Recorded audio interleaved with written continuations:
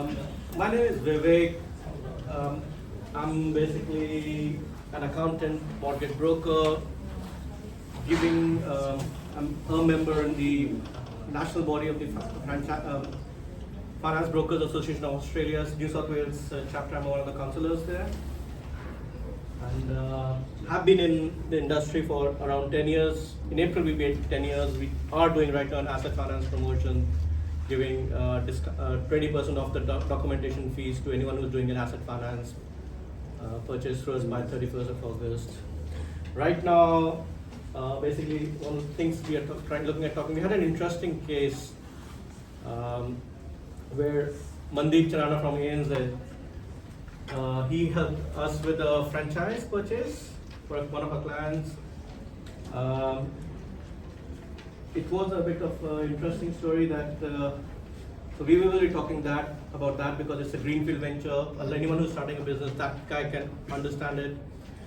Someone who has an established, buying an established business, I will be covering a little bit on that, on the higher levels, both of those things, and we're talking about nitty-gritties. Again, usual disclaimer, listen to me. There may be something which are not, or probably a lot of things that don't apply to your personal circumstances. So that's basically. I will ask Mandeep, how long have you been a banker?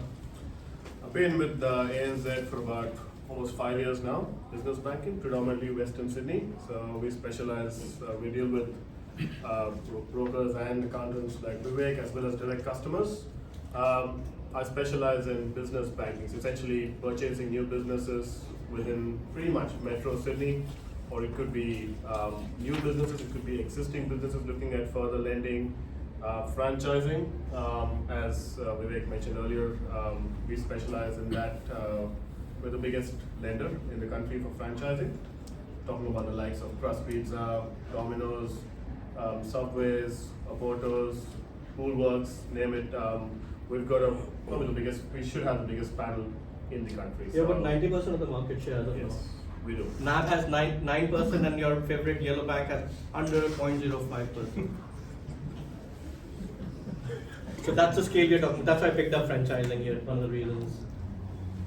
So, the other day we were talking about what is happening in the Western Sydney on the commercial side. Can you give us, we were talking about that economist giving us a presentation. If you can share a few details about it, please. So I'm not an economist by profession, I've got a degree, but I've got a bit of a snippet about what's happening in Western Sydney at the moment, right? So there's multiple investments happening. This is coming from a senior economist in ANZ, who was happy to sort of share some insights on what's happening. So obviously you know about the Western Sydney International Airport.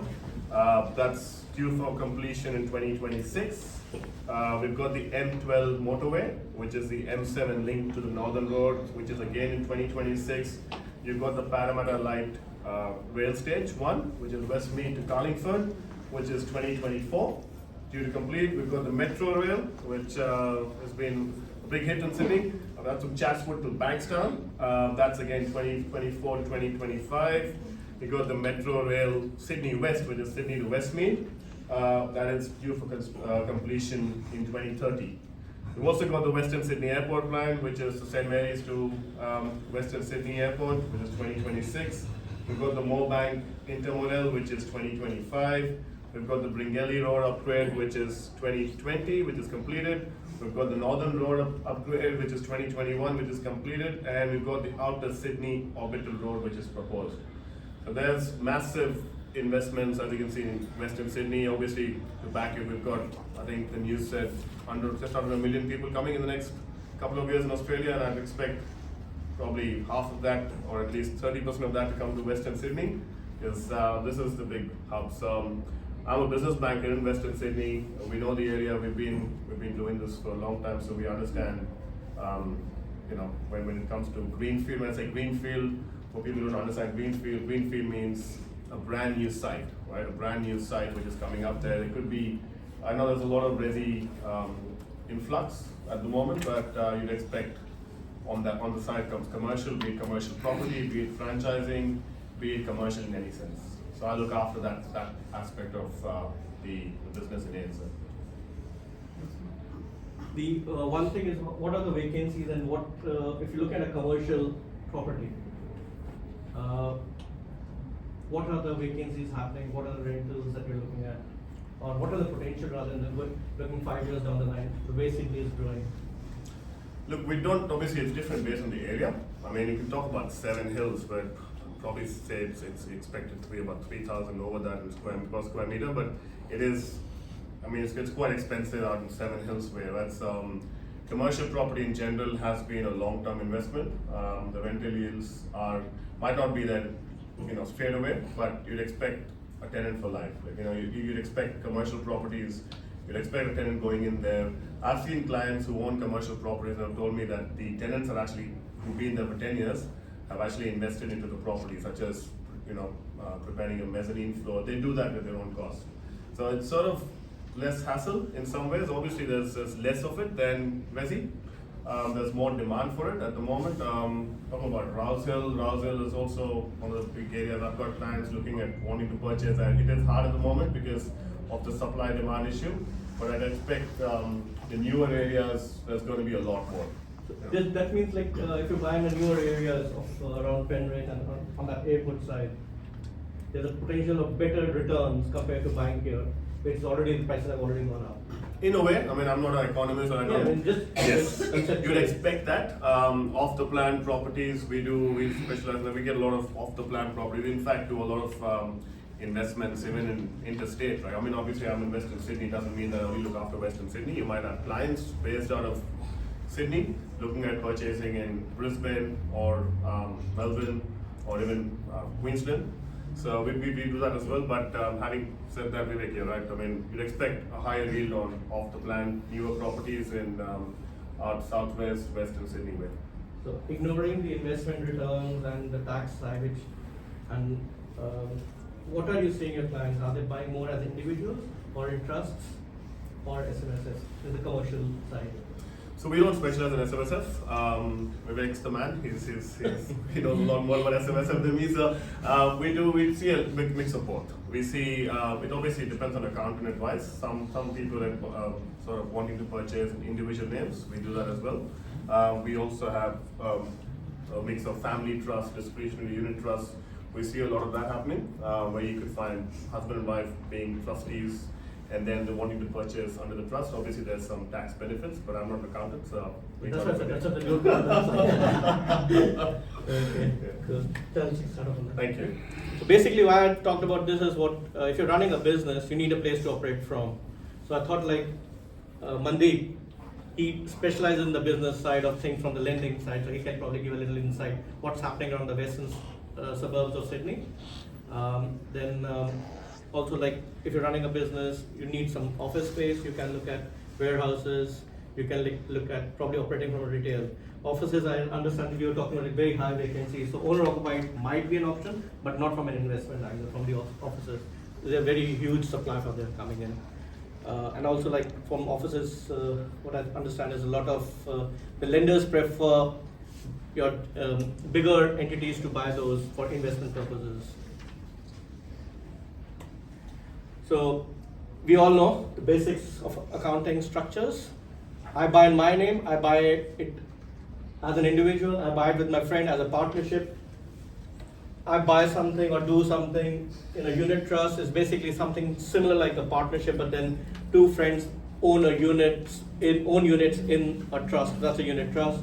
High level answers. Discretionary trust, we all normally talk about a family trust. That's a discretionary trust where I can give something to my other family members. There are rules and regulations around it. Has to be done before 30th of June with a trust resolution, the distribution. Otherwise, ATO can come and say, but you have done something wrong. We don't accept your trust returns. And then obviously the ultimate one is the company. Many people actually talk about a company and an individual. I'll just give a simple answer here. Which is better? It depends on what protections you want for your, and then, but from an income level, because that's what motivates everyone on that decision.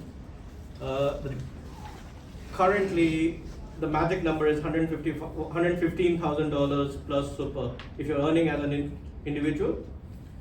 the amount in dollar terms, the tax that you pay is the same as what you pay in a company. So that's what we are motivating, whether you do want to do a company structure or an individual.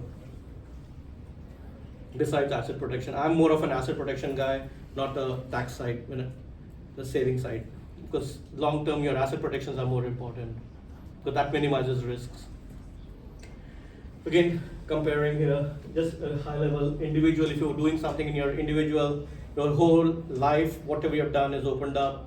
Similar is when you're doing a partnership or a JV. If your name is on there as an individual, your whole everything that you own, your house, your bank account, everything is opened up if something goes wrong in the business venture.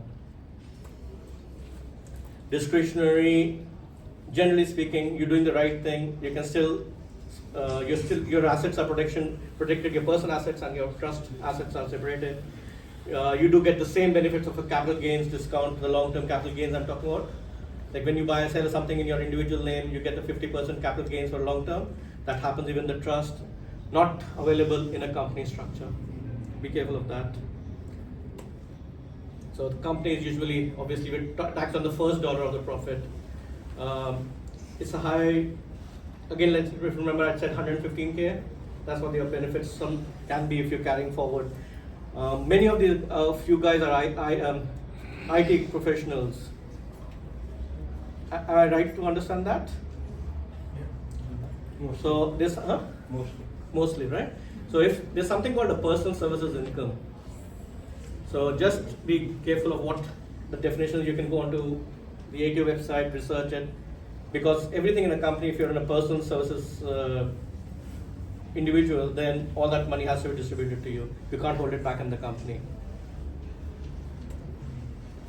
Okay, now coming to this venture, to give a background, he was looking at buying a pizza shop or a pizza franchise, greenfield venture.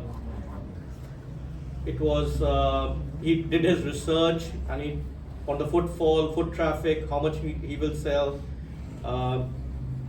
Then he had to understand the benchmarks of what that industry has. So obviously, did his own research. He came to me. We talked about from the numbers side.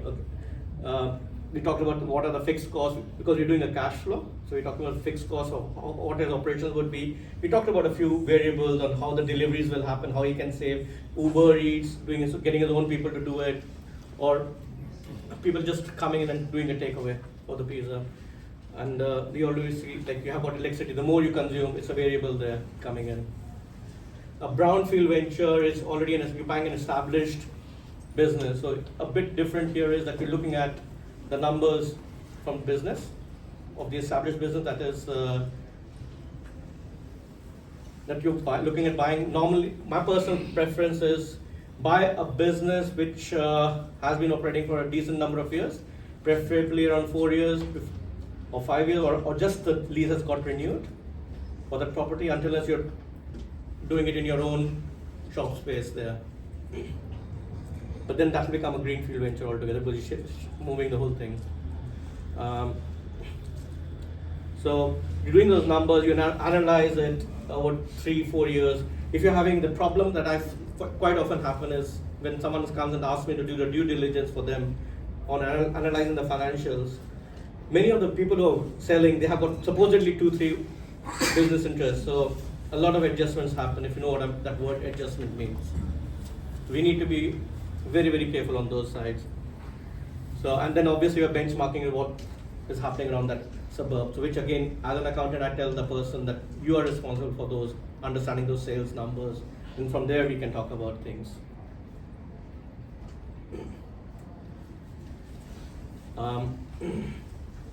So when you're buying a business, so what do you need? And even is obviously one of the business financials, the profit and loss statement you do.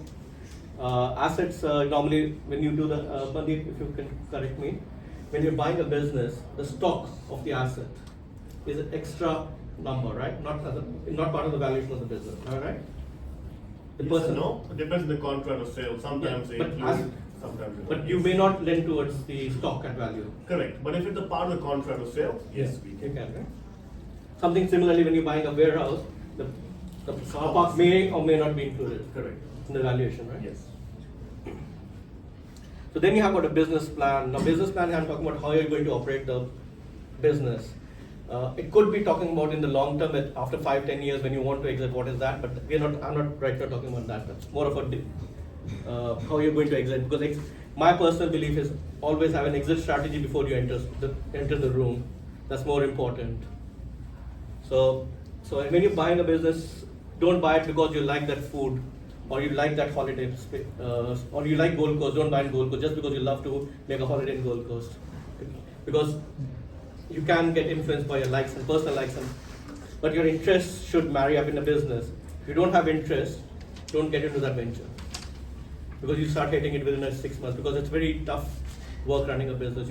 Many of the retailers are working around 70 hours a week. I've done it myself. So I can tell you, you don't sometimes end up sleeping. Forget about holidays. So you're talking about collaterals here.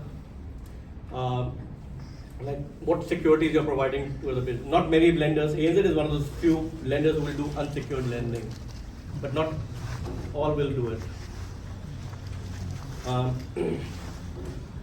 Obviously, you're talking about your personal situation, because what your assets and liabilities are, what your commitments are, because that will influence your ability to service the loan also, besides the income or the profit from the venture that you're looking at starting.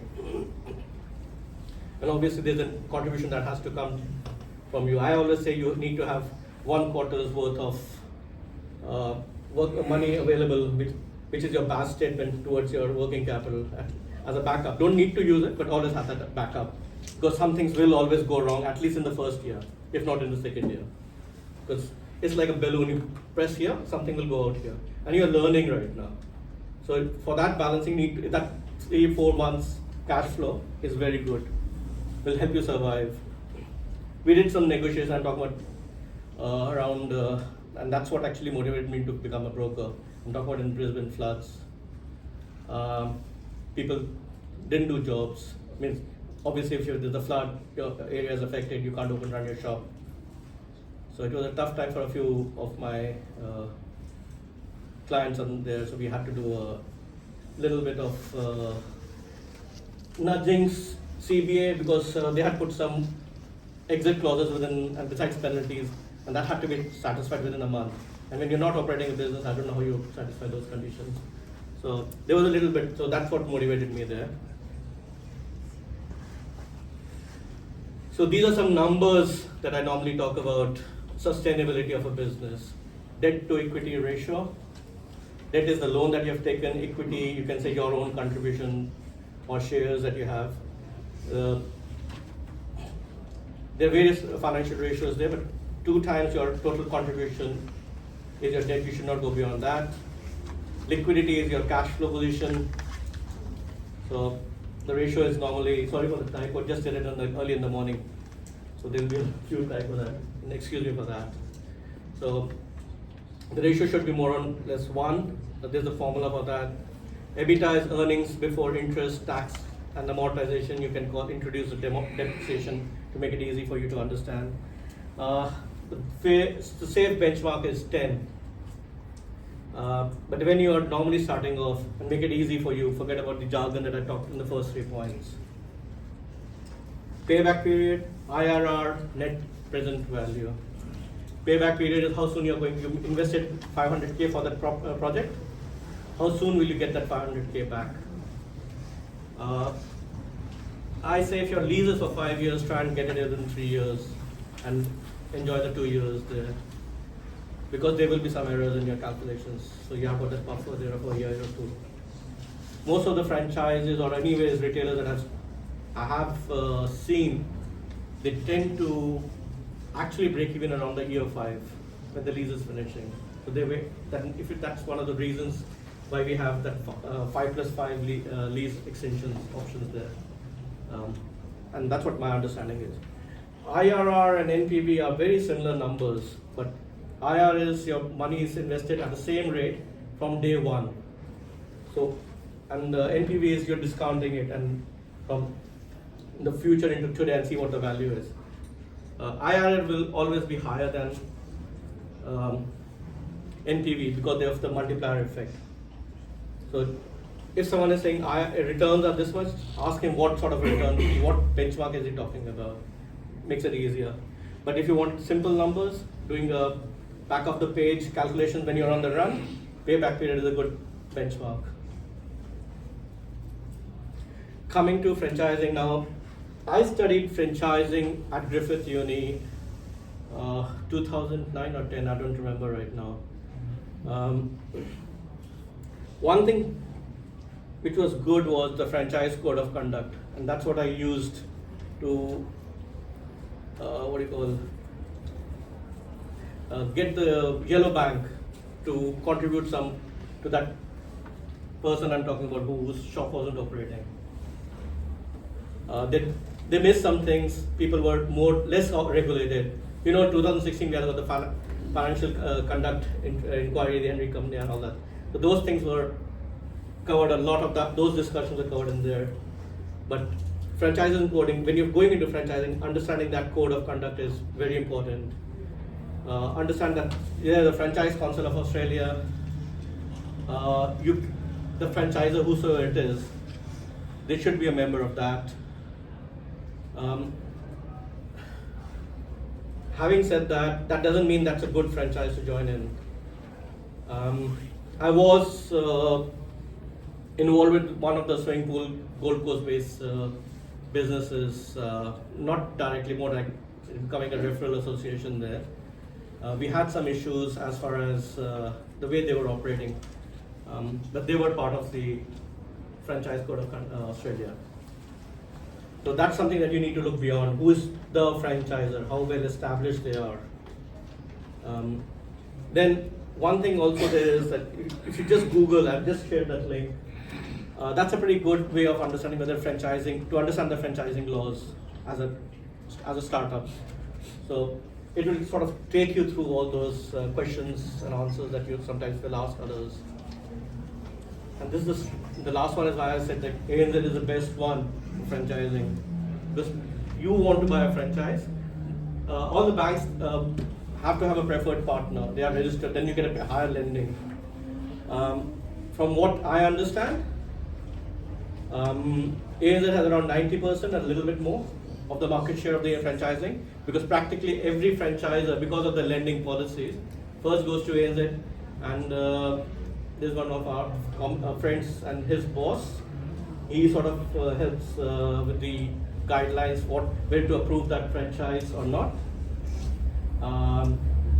That's very important out there, because that due diligence that goes. I know when I've seen him I've worked with him for 4 years, 5 years, and what he talks and what the numbers he's going, the churning through before he approves a franchise to become a member is like mind-boggling.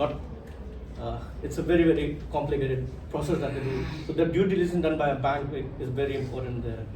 So for that swimming pool franchise I'm talking about, he met them once or twice and he said, no, I will not do it because it's not a good franchise to be with. He didn't even look at the details, the way they were communicating. So that comes up from the experience of a person who's saying. So that's why ANZ, I think, managed to get 90% of the market share of getting all those guys and saying, no, we don't want to do with X, Y, Z. NAB is the next one. They're around 9%, and others are miscellaneous. So basically, you want a franchise, ANZ is the best option. You want an unsecured loan for a business, ANZ will most likely should be your first option again for that reason. Again, now I'm trying to summarize the whole story here. If you're looking at a business and if you're looking at a plan B and sleep in it, and just the money comes in, I think investing in a property, go for a commercial if you're talking about a business side. Buy a commercial property. I will suggest warehouses because they are more acceptable. You'll tend to get a longer term tenants there. Don't go for retailers because the market right now is not that great, right? So the other thing is hard work, that if you're running your own business, the business owners work nearly 70 hours a week. They don't make that much money. Many of them, when they start up, are actually just swapped one job for the other job. And if you're doing another job, this plan B will not work for you. You can't do justice to both the things. And because you're doing 70 hours, then your employees will say, okay, and you'll find many of the guys, if you're that the employee will at the last minute or maybe the 12th hour say, I can't come in. And then you have to go and cover that person's up. Becomes a bit difficult. It'll be heavier stress. If you're in the food industry, you have to get your other council approvals there coming in. There's one more interesting thing that when you're making a payment, so we're talking about, it has two components to it. One is the principal, the other is the interest. They make the whole installment. On the profit and loss, only the interest goes. That's basically the deductible reduces your tax liability. Whereas the principal is reducing your liabilities on the balance sheet. So when you say, look at your bank, your bank is saying $0 value, but you're paying tax because of the profit. But when you do the numbers, you say, oh, I've made a payment to towards the principal. That should be deductible. No, it's not deductible. So essentially, you pay a tax because that gets added to your income in a way. So you're paying tax on the principal that you paid. That's again double whammy in a way in the start of years till your liability is paid off. Again, business is not for everyone. Be ready to commit 70, 80 hours a week. High risk game because most of the businesses will fail within 1 to 2 years. Don't focus that much on the interest rate. In commercial lending, business lending, they look at the strength of the application. Unlike a residential, we know that your home loans are 6% or 5.5%. In commercial, they look at the application, then they decide how strong your application is, and then they give you an interest rate after assessment. Many people want to work on cash or do their business in cash, getting employees. I'll call it penny pinching.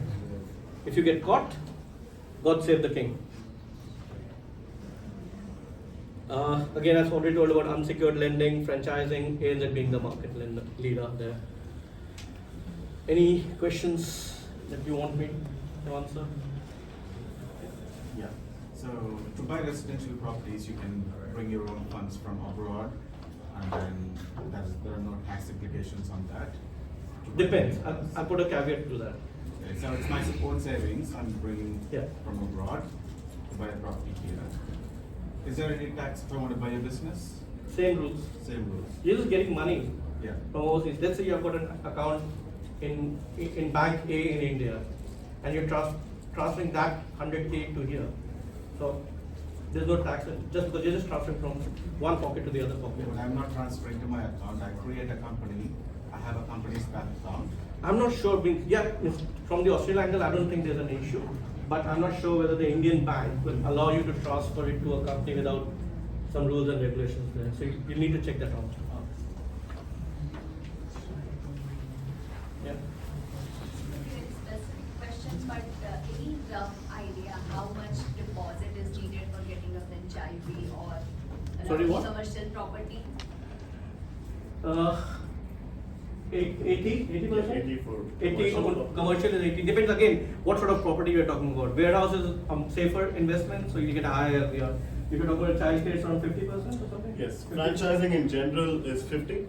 I mean business lending, but as Vivek mentioned earlier, we specialize in franchising, and then so we can go 65, which means You're talking about a 35. commercial property. Yes, but you also mentioned franchising. Okay. Yes. So for franchising, yes, it's 65-35 if it's a preferred franchise for us. But you can, if you've got your own home, you can use that equity to borrow towards the whole purchase, depending on the equity available. So in a way you can't, what sometimes we do is you have got 2-3 properties, take the equity from there, you buy some other property. Something similar can be done for the business purchase. Or if you're setting up a greenfield venture, do the cash flows, use that equity, and if it ticks the boxes, you can use that to fund get the approval there. How about warehouses? Same Same commercial thing. property. Yes, 80%. Okay. Warehouse is 80%. Okay, you can get 80% loan, is it? Yes. That's good. So commercial property 80% LVR and Warehouses. Commercial property, like even offices are commercial property, retail is commercial property, so there are all those niches. Like in house, and when you're buying residential, you can buy an apartment, you can buy a townhouse, you can buy a duplex, you can buy a house. Something, so they have classifications there. Depending on the risk, your LVRs are determined. And what's the tax slab on the business? 25% for most of us, but you're talking about like an income tax for an individual. Okay, so Company company for business. is same tax rate if you're running a business. So depending on your turnover, we start at 25, then you can go up to 30%. Good. So regarding childcare, as you mentioned, so I mean the way I see it, the childcare is there is set number of time. Obviously, there's occupancy rate. So potential slash the prospecting is that okay, you've got your forecast is you're gonna get out of 90, 60 kids. So how come the lending is so low in that area? What's the reason behind it? Just put on the spot. So I look after generic. We've got childcare as a specialist division within ANZ. I'm not across it, but honestly, I do generic businesses. I know for sure that childcare requires a minimum. I think children are about 76, 78 with us. It's different for different banks. Of course. But in general, the 50% rule applies to any business as such. I think it's worthwhile to know in childcare, because it's a specialised industry, if you have someone like us who want to open a childcare, it could be that 50-50. But if you have someone who is an owner-operator of childcare, they might lend them more because they've got the experience. Makes So we sense. say it as a general rule of thumb, but with that policy, it could be a lot more. Okay. With people in those industries, even that medico, so health doctors, accountants, lawyers, so professional services, we would lend quite a High bit level. more. Okay. Yeah. That's good to know. Yeah. How much is the highest you are talking, like if the professional is the owner? How much is sorry? For childcare? What is the LVR? LVR for childcare? Yeah, childcare. Still the Like if standard, the- it depends if you're buying a business or the property, right? So if you're buying, think commercial property, no matter what it is, it's between, say, 50 to 80%. So you've got commercial properties which have units on top and shops down the bottom, that might be 75%. Like we said, industrial warehouses, 80%. So it really depends on what the valuer values the property at. It's not necessarily us. Is it standard? Is it non-standard? Is it multi-purpose? Can they have a house in there and someone lives upstairs and there's a restaurant downstairs? Mixed use. Mixed use, so there's lots of different examples. It's challenging to give you a direct answer because it's case by case.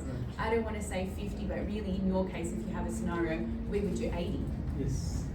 That's the Like- challenge, yeah. Yeah, like his wife, she's operating, Amit's, his name is Amit. So Amit's wife has been operating the childcare from home. So he's thinking in terms of expanding Good beyond that. business to get into. It is definitely. Very One- good business that's to what get the into. hard work like any You can- business. I was reading an article, you can open a childcare next to another childcare and it's still favourable because that's how much of a demand there is for We it. have, like on the Great Western Highway, next to the BP, there's one building going under developing. I'm forgetting the road's name. So basically, that's a full check. Childcare. The whole building, around I think 5, 6 levels.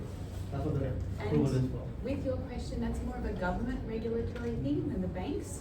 So what usually happens is to bring money from overseas, there's a couple of things that the government wants to know. We want to know, so the Indian government might say, why are they taking money and they're investing it in Australia? We want you to invest in your own country. So there's some of the challenges. It's not necessarily a bank to bank. It's the government you taking money. Even though it's yours, they want to know why you're not reinvesting in No, India is okay. He talked Yeah, about that- India. that India is might be, fine. yeah. That's why I answered that. Yeah. India is okay, but just need to be. The banks will have some paperwork. Just Yeah. need to know what does. Yeah. Yeah, we do it all the time. Yeah. And yeah, but if you go for SBI, all that transfers happen through NZ, by the way. Okay.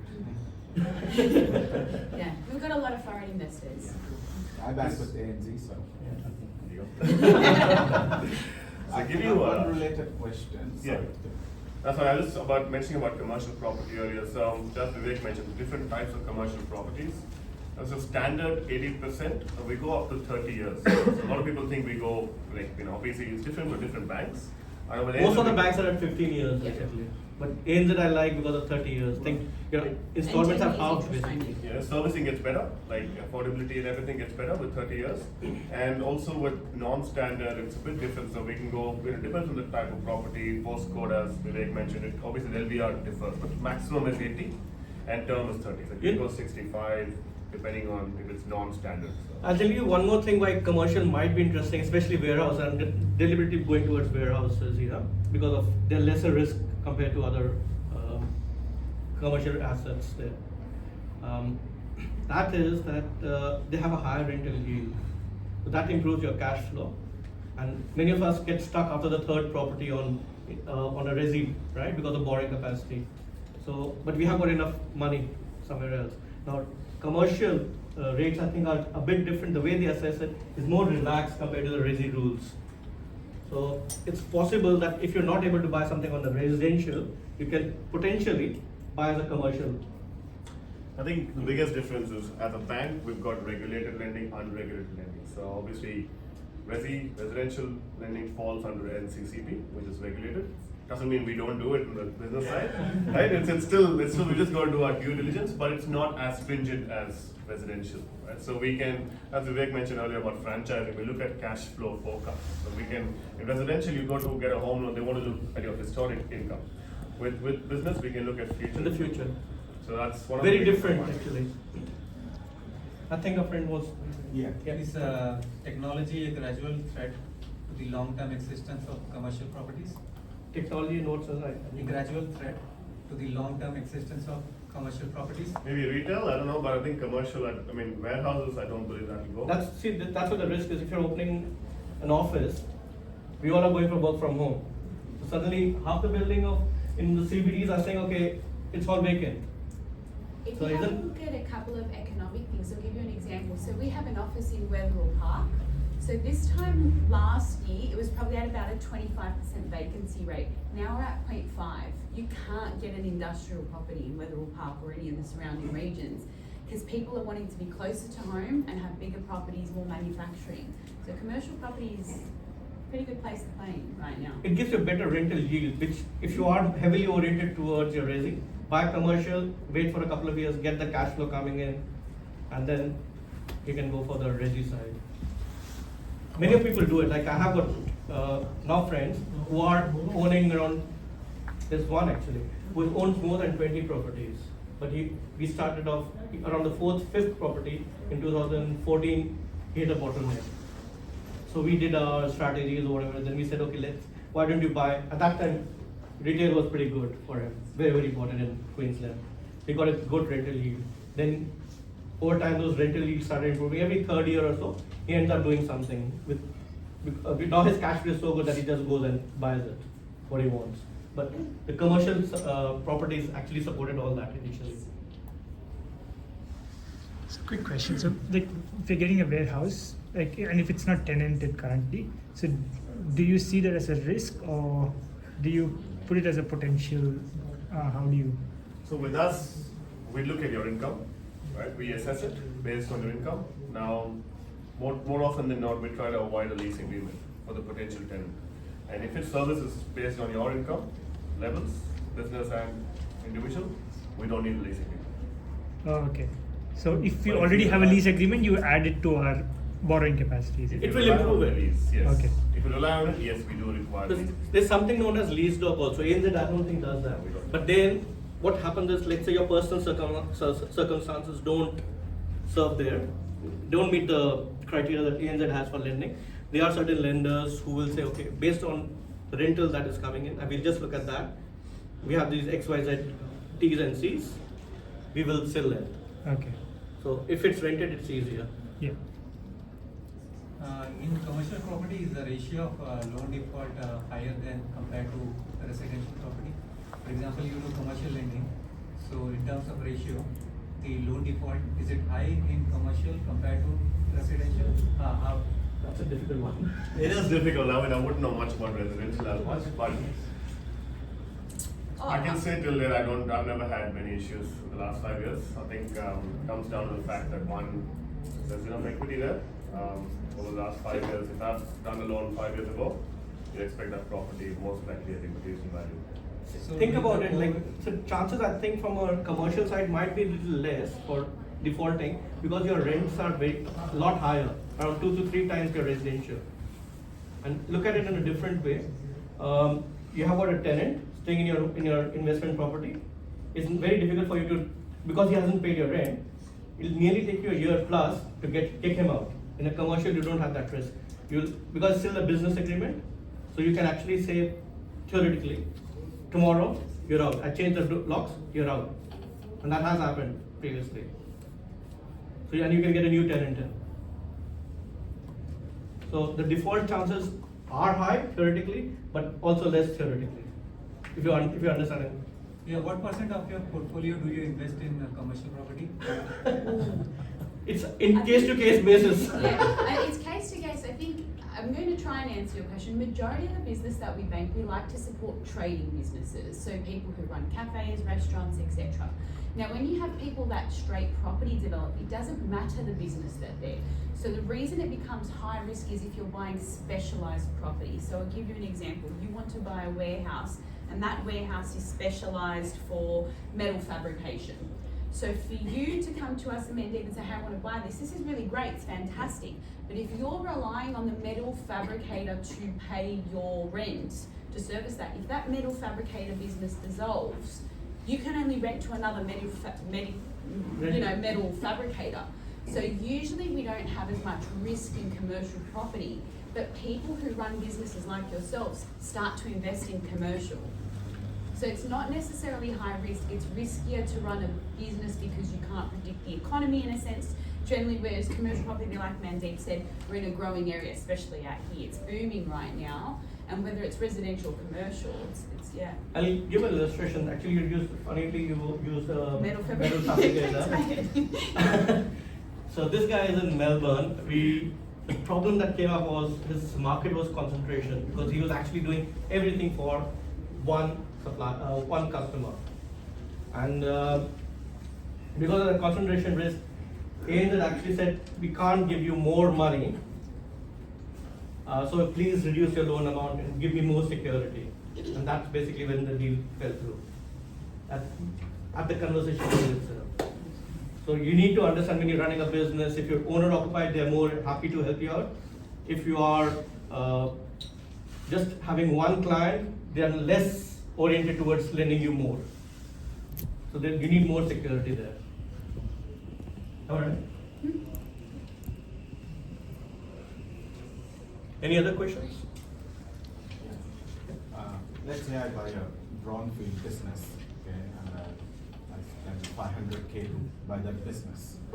So would you suggest me to put 350K and get 150K loan, or spend the whole 500K and get loan for running expenses, capital expenses? You're asking an accountant or the ANZ group? Yeah, but he asking. With us, you want to borrow more? No. We need to look at a lot more in detail. I prefer you having cash flow because the seasons do change, and so I need that buffer always. You remember I was talking about working capital having 3 months. Yeah. So that's where I come from. That's where my question comes from. Yeah. So from the tax angle, if you're just purely talking tax, obviously borrow max. But then sustainability, your lifestyle, other things will say borrow less. Yeah. And if you think on a different way, you borrow more, only interest is tax deductible, not the principal. Okay. Yeah. So you need to work out all those numbers and then come Yeah. out. There was I'll give you a simple illustration. Actually, this is a resi deal that I did with CBA. We submitted on Monday. We got unconditional by Wednesday. So the customer wanted interest only. She was earning pretty good. I can service her on interest only. But when I actually talked to her over the weekend, we were seeing that there is a potential cash flow issue going to come up in 7 to 8 months. So normal, this is obviously because she's my tax accounting client. I understand her a little bit better, and I talked her out of that interest only option. So if you think about that, so that when you start talking about what's your lifestyle requirements. I'm going because I used to be a financial planner, so I have got a little bit of bent of mind of that also. So I'm trying to be more safe. Yeah. Many people don't come to me because I'm not aggressive. I'm more conservative. I'll say more no's than yes. So you need to just understand from there. My question is to ANZ. Is the criteria different? Say, the first case is I'm getting a loan to buy a business. The second is I bought the business, I need loan to run the business. So are the criteria, evaluation criteria is different in both the cases? And which one has higher chance to get a loan? I'd say, look, in a nutshell, obviously with the new business, we're looking at forecasted income. Mhm. So we look look at that with a magnifying glass. How did he come up with that income? Yeah. What's the, we got to go from backwards, like, we go, like, for example, I'm doing a Jamaica Blue Famous out of it, that's a franchise. So, the coffee shop, so I'm doing one at the moment. So the accountant has provided me a breakdown of the menu. And they've told me that this is what they're looking at purchase, selling on a day-to-day level. That's how the forecast is made, based on a monthly forecast. Right? And we always recommend all our cash flow forecasts to be done by an accountant. But that is probably a bit more difficult than an existing business. I say that purely because in existing business we're relying on existing financials. You've already proven that you've finished 1 or 2 financial years. We're looking at how you've done. So obviously we're a bit more comfortable based on historic income. Now, having said that, we specialize also in franchises which require forecasted income, but it also comes on a different level, different things such as your character, your basic character. I say character, I'm not talking about you as a person, I'm talking about how you've done in the business, and we also look at what sort of security levels we have. Is it unsecured, secured, yes, those aspects come in. But just on an independent level, we look at a historic business, we blend to that better than a brand new business. For investments in Resi, company trust versus individual investments, which one is Depends on which is best. Yeah. Both are best. Okay. Depends on what you want. Like I heard this trust is more of asset protection than Always. tax. Yeah, because so basically, when you buy the trust, that's a different entity altogether, right? Not from the legal perspective, from the tax perspective, right? Because there are only 2 legal entities as far as the law is concerned. One is the individual, the other is the company, right? So trust is just some vehicle which either a company is going to take decisions about or an individual will. So we talk about like individual trustee, company trustee, stuff like that. So so yes, because it's a different entity, if something goes wrong in our personal lives, the assets in that entity are safe.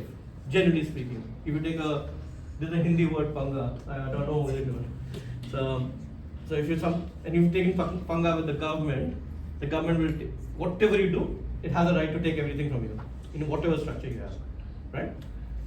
So if that's the case, then no structure will save you. But yes, generally speaking, between you and me, if you have trust, will give you more security. If you have a company, still more security, because now you're talking about the company law, right? So you have got more security there, and that's what I actually used that with CBA in our negotiations at that time, the Brisbane floods when I'm talking about, and besides the franchising rules and regulations and stuff like that. Okay. Anyway, now coming to the individual, when we're doing our individual tax returns, we have got 5 years ago, everyone from the property world was talking about negative gearing as a great thing. Last 2-3 years when interest rates was 2%, I borrow 150% LVR, it's still big positive cash flow, right? Now it's at 6%, so it becomes practically everything you buy. Once it turned around 5, everything what we bought became negative gearing, right? Until you're buying it around 40-50 LVR.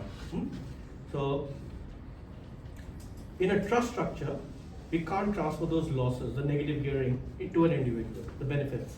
Whereas if you do your own tax returns, individual tax returns, you have got, let's say you have got 110K salary, taxable income before you bring the negative gearing. So the negative gearing impact is, let's say, $10,000. So that's minus tax, 10,000 from your investment property. So now you're going to get taxed at 100. So that 3,000 you get that benefit, because that's assuming you're at a 30% tax bracket. So that's the difference there. In terms of passing your wealth to your next generation. I'm not a financial planner. So what's the financial planning, is it? Estate planning. Trust will help you in passing it. Okay, trust in Australia have a life of 80 years. Okay. So it's, you're from India, you understand Hindu undivided family. That's like, till the whole family structure is there. Okay. But out here it's 80 years. In that case, how we can transfer after 8 years? Seven. Again, one more trust or? Every year you buy one You need to set up a trust fund. So keep rotating it. But 80 years is good enough time. You don't have to it's not your problem, it's your kid's problem. But anyways, if you have got a will, right, a good lawyer and financial planner can ensure that your kids. So there's something called a testimony trust actually. What happens is a special purpose trust. Obviously, this is not the place, but what happens is if you have got a testimony trust, the benefits, if you are no more, you want to give it to your kids or to someone, especially if they're minor. It's a very good vehicle actually. Because in a minor, if something is not coming out of their own efforts, they tax at the peak rate of 45 something, right? 45 plus 47 next, right? Now, and obviously being from the Indian community, we don't really have that concept there here. We always think, can I pinch here, not pay that, get that will in. If you're setting up the treasury trust, now the tax act treats the money that is given to your kids, the minors, as adults. So suddenly 18,200 is tax free, plus other rules and regulations. In a way, it takes you up to around $22,000. So do you want to pay from the first 416 is free on normal circumstances, and $417 in a year, 47%. Or 23, no tax, and then normal, as you and me, we pay our individual taxes, which is better. So you can sort of, from that trust, you say, if any benefit comes to me, then that can be done. It's all estate planning, financial planners. I've lost those thoughts there. And with this business loan, like you said, like 30% down payment and 70% bank will give. Yeah, right? 70 yeah. For that 30%, we are taking from somewhere else, like say from equity or something. Can we take money from the company stating that this is interest for my 30%? From your company? Yeah. In what sense? You're working, you have an operating company? Yeah. Say suppose. You know something, I'll tell you, I'll just take it away, a little bit away from ANZ. There's a bank who will give you up to 100% of your property value alone. At commercial rates. Nothing, it's a major bank. Okay. So we are talking about doing something for that yeah. But as far as ANZ is concerned, you will take that company, he's running his own company, that company can lend to the new purchase. Any other questions? Time up. Yeah, we are good for 10 more minutes, so if you want Any to. more? We'll wrap it. Yeah. I don't think I have to.